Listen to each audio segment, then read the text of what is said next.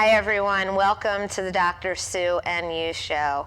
Today we have a very special guest with us to teach us in many ways how we can cure conflicts with ourselves and with others.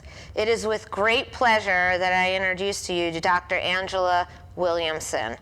She is an independent filmmaker, speaker, educator, and author. Dr. Williamson has a doctorate in human services from Capella University, and in December of 2018, she released her award-winning documentary about her cousin, Rosa Parks. You may have seen this on Amazon. I certainly did myself, and that is why I'm so touched that she is here with us today. She is also the best-selling author of a children's book, My Life with Rosie, A Bond Between Cousins, that was released also in June of 2020. She also wrote the foreword for the Kate Butler series, Women Who Illuminate, which is an international bestseller. And she's doing even more today. She is the host of the KLCS PBS show, Everybody, with Angela Williamson. So I would like to welcome Dr. Williamson to the show. Hello.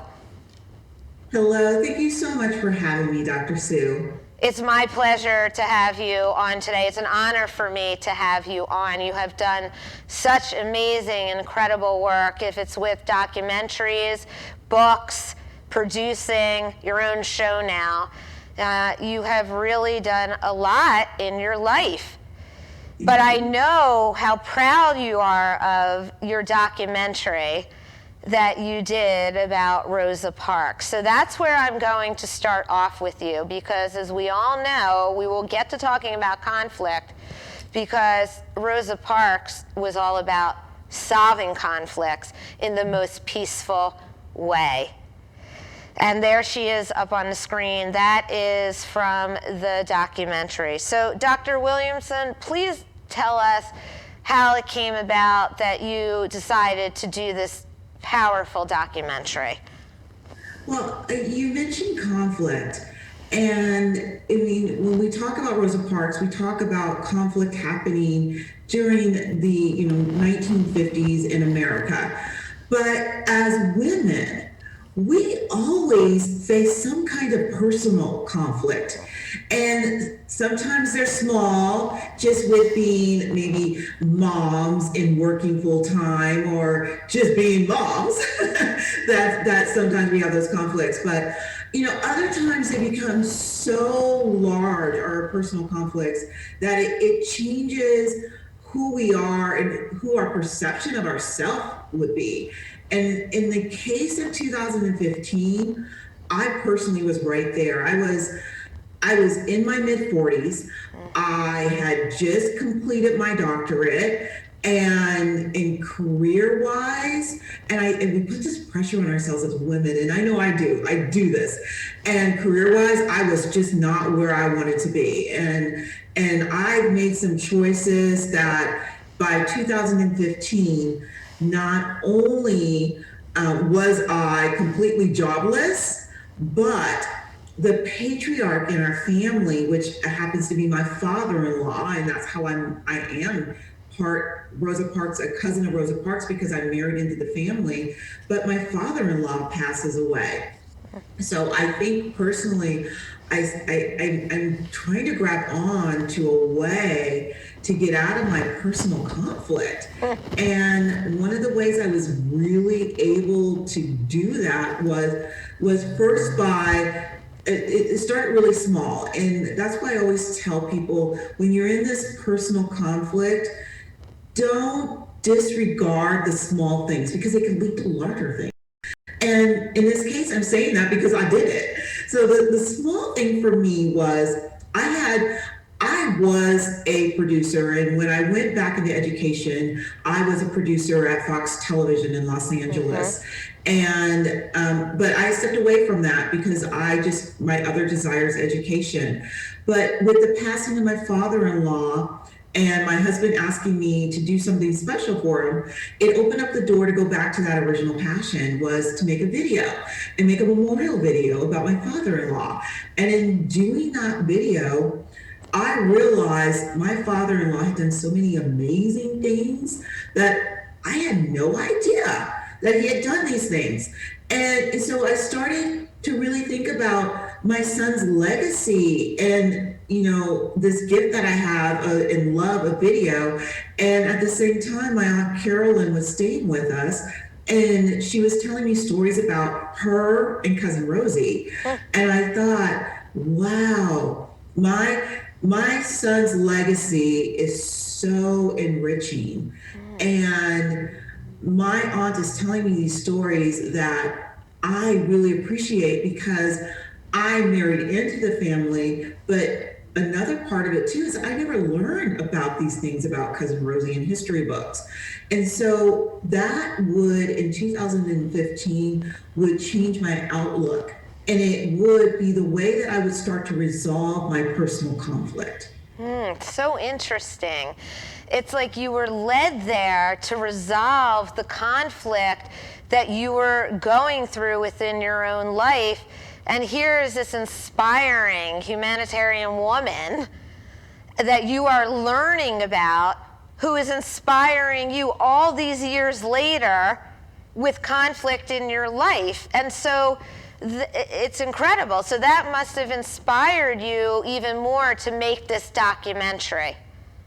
It's right, Dr. Sue. It's not even where I was just trying to resolve my personal conflict, but what I realized is that when you make the conscious effort to resolve your personal conflict, the universe will open the door for other people to help strengthen you while you're trying to resolve it. Yes. And so, my first steps, and if you go back and think about this documentary, one thing you'll notice, this documentary is surrounded by women. Yes. And it was because what the universe was doing for me was it was strengthening my relationship with other women. And I was listening to their stories. And by listening to their stories, I learned about how they advanced through conflicts. I mean, when I started with Aunt Carolyn, and it continues until this day. But, when I met Dr. Jean Theo Harris, she told me a story about when she wanted to do probably the most in-depth, I would say, biographies on Rosa Parks. She went to her publishing company and they said, well, why do we need another story about Rosa Parks? And she's like, well, because I know things about Rosa Parks that people should know. And so I'm getting this strength from this woman. And then I get this strength and I go to Detroit because Dr. Theo Harris is in New York. I go to Detroit and then meet Aunt Carolyn's friends, all these ladies who have been in the church and have known each other for over 40 years. And these ladies are in their 60s, 70s, and 80s, and they are starting community programs. They're raising money for parks. And I'm thinking, oh my goodness, Dr. Sue, I'm wallowing in my own self-pity, and these women are putting me to shame. I mean, it wasn't just that I was starting to rise out of that conflict, but I was starting to see how self-pity can stop us from resolving our conflict. So, I mean, this documentary, just in the production of it, was starting to change my life.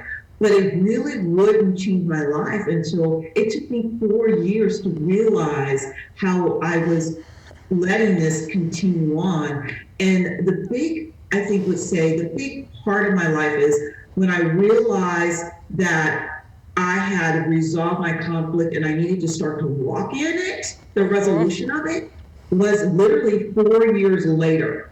I mean, 2019, I'm in Iowa. I've never been to Iowa before in my life. This university in town welcomes me all because of this documentary that has touched every one of their souls. And this young student, and she's a senior, and she says, interviewing you is the highlight of my life. And I'm thinking, oh my goodness, man. And I mean, it was one of those things where it's one of those aha moments. And I'm realizing that I've been, up until that point, I've been given so many incredible ways to it strengthen me and help me move forward, but I wasn't living in that resolution of my conflict because I was still in self-pity. And I tell women this all the time, it's okay. We all get to that point. But what's not okay is to realize how the universe is giving you the opportunity to move forward. And I tell them, look at me. There was 4 years that the universe was patient with me to realize that, hey, look at what you've been given because you just took that step. Yep.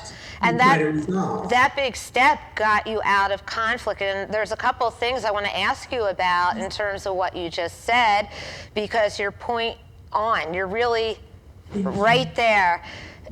First of all, what you said about self-pity. We often find ourselves in self-pity when we need to be in self-compassion. And there is a very big difference between self-pity and self-compassion. When we're in self-pity, we're in conflict with ourselves because we're putting ourselves down. That's what self-pity is. Woe me, this happened to me. How am I ever going to get out of this? I'm so sad. When we give ourselves self-compassion, it's more that it's okay where I am. I can work through this conflict. I need to look within myself. I can emerge from this. This, I believe, was the conflict that you were in, and you emerged from that because this gift came into your life. Does that resonate with you? Dr. Sue, I could have used you in 2015. I was here. But it's so true. It's so true. And I share this story because I feel that maybe one day my story, in not all of our personal conflicts are the same, but maybe my story can help someone, get out of that self-pity and get to compassion, because every person I met on this journey, I saw that ounce of compassion, not just towards me and my family when we were going all over the country to places we had never been, but the compassion that people had for what Rosa Parks did and what she stood for. And so it was such a wonderful lesson, not only for me per se, but even for my family to see how this was changing me from within, because compassion is from within. And in order for us to move forward, we have to work on ourselves from within. And it was such a wonderful lesson for me. And it produced, like you said, it produced this wonderful documentary. I was able to learn from so many people, and I was able to meet so many wonderful people on the journey. And I think that's all a part of what life wants us to experience, because we all leave some kind of legacy. And to be able to tell the story of a person that leaves a legacy that is based in compassion, I mean, I can't even ask for anything greater for my life. There is nothing more in this world that heals conflict more than compassion, as you just said. And I'm going to say something before we go to our first break. And I don't know if you realize this, but I'm having this vibe right now. Rosa Parks came into your life to teach you compassion. She was your teacher at a time in your life when you needed it. And what a beautiful job you have done in terms of honoring the gift that she has given you and all of us. So on that note, we are talking with Dr. Williamson. She is the producer of the documentary Rosa Parks, and we are talking about resolving your conflicts with compassion. And we will be back in just a moment. Tune in to KLCS for a special screening of my film, My Life with Rosie, an exploration of Carolyn Williamson Greene's quest to preserve the public legacy of Rosa Parks. Learn about Rosa Parks through the eyes of her friends and family as they share about her activism in the city of Detroit. My Life with Rosie, an exploration of Carolyn Williamson Greene's quest to preserve the public legacy of Rosa Parks, December 1st and December 5th on KLCS. My eyes. Hi, everybody. This is Dr. Sue. Welcome back to the Dr. Sue and You Show. We have a very special guest with us today, and this is a special show on compassion and how it cures conflict. I'm talking with Dr. Angela Williamson. She is an independent filmmaker, a humanitarian in herself, a educator, and the producer of the award-winning documentary that is on Amazon Prime called Rosa Parks, My Life with Rosie. And she is informing us today about her journey through this, her journey through resolving conflict, and how compassion has really been an instrumental part of her healing process within her own life, within the conflicts within herself. Welcome back to the show, Doctor. It's such a pleasure and an honor to have you on today. And It's a pleasure to be here. Thank you so much. thank you. You know, we're talking about something that you've done that is really magical. You put together a documentary to inform the world of different parts of Rosa Parks, things that we didn't know in terms of what we did know, in history. So I would like you to tell us, what are two things that you discovered about Rosa Parks that we didn't know in the world that were so enlightening and inspiring to you? Well, I personally, when I read in the history books about Rosa Parks, I, just like everybody else in America, she did this remarkable thing, and she changed the way that we view others in human rights. But one of the things that I always thought was that, it just sort of ended there. It ended in Montgomery, Alabama, Right. and then, life just goes on. And it wasn't until I met the family and started hearing these stories that I realized that she actually spent the majority of her later years in life, her 40s, 50s, 60s, 70s, 80s, and 90s, until she died, a little bit like around 92, 94, I think she was. I always confuse the age. But that she spent all those later years in life still doing activists. She was an activist, and she was doing her activism for human rights. And I think a lot of people don't really realize that she still remains so active.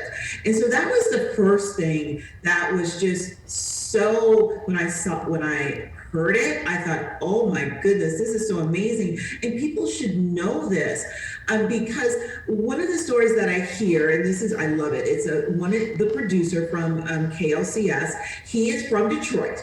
And he tells me that there's a time that it was an unfortunate time where Rosa Parks, actually her house gets broken into and it makes the news. And he said at that point when it made the news, he and his family were looking at each other and asking, they said, Rosa Parks is still alive? We had no idea. But he's not alone. Right. A lot of people, and I thought that too before I knew she was still alive, but I didn't know the extent of her work and what I learned from her. And the second part that was really amazing to me that I learned was how she really poured into young people. I didn't know the extent of it. And I started the research and realized that she is credited for starting the NAACP Youth Council Wow. in Alabama. I mean, wow, that she was such a visionary that she saw how important it was to put in to these elements of young activists so that they could go and they could demonstrate in the proper way. I mean, things like this, and you mentioned too, there's so many other things that I learned too, but these two things for me is why I think her legacy is so important and why I wanted to put a different spin on it and tell the story from the Williamson side of the family, because I know even today it's so important. I couldn't agree with you more. And I think, when I think of Rosa Parks, I think of a strong woman, a determined woman, somebody that took a risk and didn't know what was going to happen, and how brave she was and how courageous. And as women today, I admire those qualities in every woman who can do that and portray themselves in that powerful way. And she was the pioneer for that. There was no one else I can think of that pioneered that strength and courage and resiliency and broke through fear. Something as women we all struggle with. And so that's what I felt came to life in the documentary as well, that even though that statement that she made that day back then, she continued to pursue the same kind of career within her own life, and she was the same person from that day onward, and that's just incredible and powerful. I firmly agree with you, and I mean, there's so much that I have learned from just researching Rosa Parks that I every day pray to the stars that I could just fulfill just a tenth of the kind of woman that she was. And for her to be gone for so many years now and still have that kind of impact on so many women's lives, Yep. it's so humbling. Did she teach you anything about what choices we have when we are faced with conflict? It was when I met her, she was well into her 80s and she wasn't really talking too much. That's why she has that signature smile you see a lot. But she was still writing. Okay. And so when she gave me my bridal shower gift, which was one of her books called Quiet Strength, and inside she tells me, she says, "Welcome to our family." I realize that it's not always blood that makes you family. It's the dedication and, like you said, compassion. I love that you hone on compassion. Yeah. It's compassion that makes us a family, and that she would just open up herself and just receive me as someone, even through a cousin, and say, "Welcome to our family," showed me so much that a lot of times I just have to go back and remember just meeting her and try to channel that through myself as I move through life, because without that one day, I don't think there's many days that I don't think I would have been able to move forward without going back and looking at her steady resolve of who she was and who she believed family was. Yeah. So let me ask you this then, because I'm interested to hear what you have to say, because you talked about resolving conflict within yourself at the beginning. What choices do you believe we do have when we are trying to resolve a conflict? How can we conduct ourselves? A lot of times, and it's taken me reading numbers of books to realize we always want to control what others do. And once we realize we can't control what others do, but we can control how we react to it. That's something that took me well into these 40s, to realize that. And so one of the things that I realized is that how I started to move out of this conflict is that a lot of times in life, people will tell you no. And when we hear it a lot, then it makes us it gets us to a point where we internalize it and we don't want to take those chances. But what if we looked at it from a different angle? And this is what I had to start to look at it, is that what if I looked at it that the worst that someone could tell me is no? Then it's not going to stop me from asking that question. And when I did that, I started to tell myself yes, and just started asking. And when I started asking, a lot of times the answer was yes. Right. And so what if we just start telling ourselves yes, and Right. changing our mindsets to think that the worst someone could tell me is no? It opens up so many doors for us, and it opened up a lot of doors for me too. I mean, yes, I did get some no's, but you know what? I had to keep coming back and saying, well, that was the worst. Well, I'm telling myself yes. Let me go and continue to move forward. And it took me a while. I had to continue to tell myself that over and over and over again. So what you did there in terms of resolving conflict is you said, yes, I can do this. Yes, I can resolve this within myself. I don't have to accept no. I can come up with different solutions to benefit me.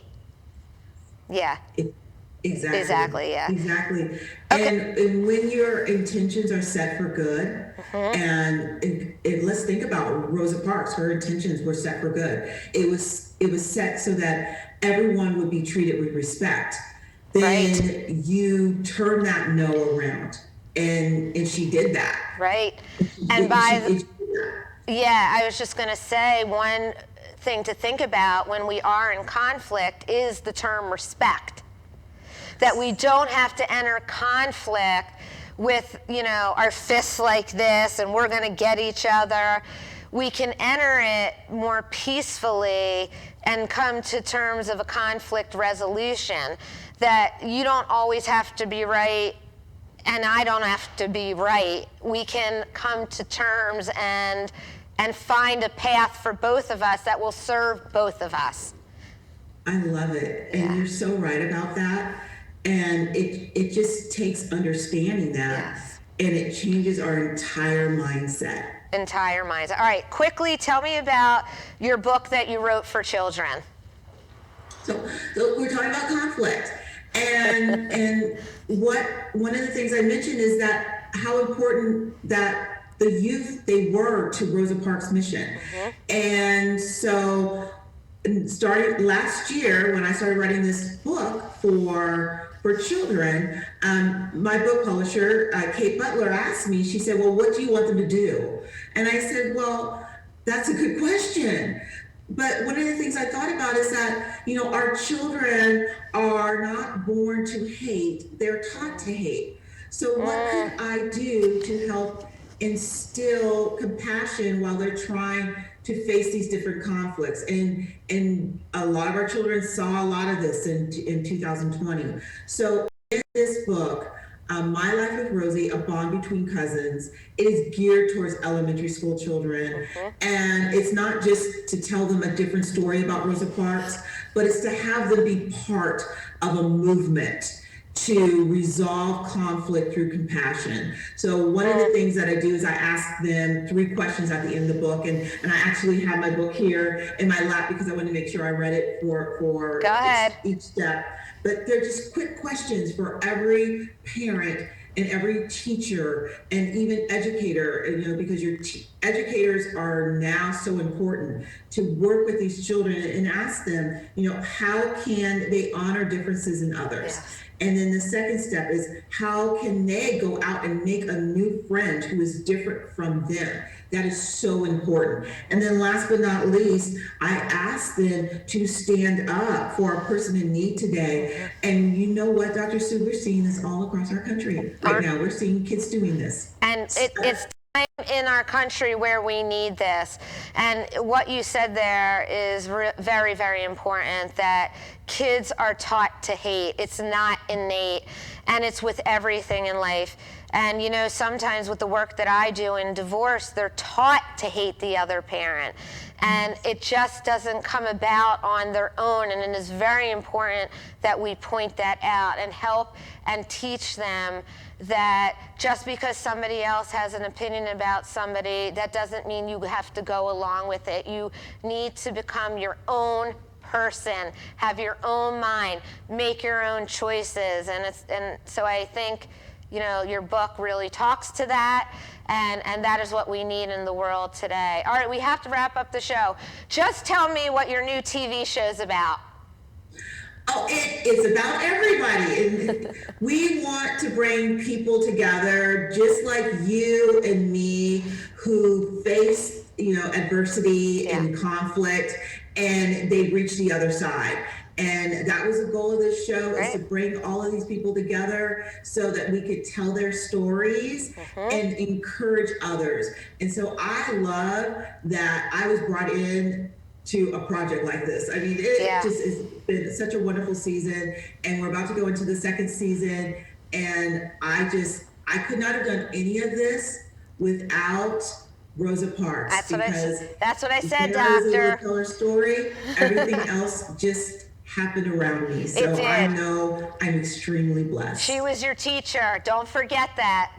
She was your teacher to resolve the conflict in your life and put you on this path to healing. You're a superstar, and I wish you so much luck with every project that you're involved in. You're doing amazing work. I saw the Rosa Parks documentary myself, and I was very impressed with it, and it really was a beautiful, beautiful display of her life, and so you should be commended for that, and you won a lot of awards for it as well. So keep on doing what you're doing. How can people get in touch with you? Oh, I am all over, but start with my website. Everything's there. It makes it easy for you. So go to drangelasadlerwilliamson.com. Everything is there. It'll connect you to all the social media. You can reach out to me, send me a little message. So let's just start with the website and go from there. Thank you so much for being on the show today, Dr. Williamson. It really has been a pleasure and an honor for me. And keep on doing this incredible work and helping our country and people learn how to deal with conflict in positive ways. You had a great teacher there in Rosa Parks. All right, everybody, that is another episode of Dr. Sue and You. Wow, what a treat it was today to have Dr. Williamson with us. She taught us so much about resolving conflicts within our life. And what she taught us the most is that it starts from within us. We have to learn to solve conflicts within us first before we can approach solving them with others in a peaceful way. And that's what we try to do here on Dr. Sue. We try to teach you, and we do teach you, that we cure conflicts, and we are the solution. Yes, ourselves. We are the solutions to curing any conflict within our own lives. Thanks again, everybody, for joining me again. Have a great week.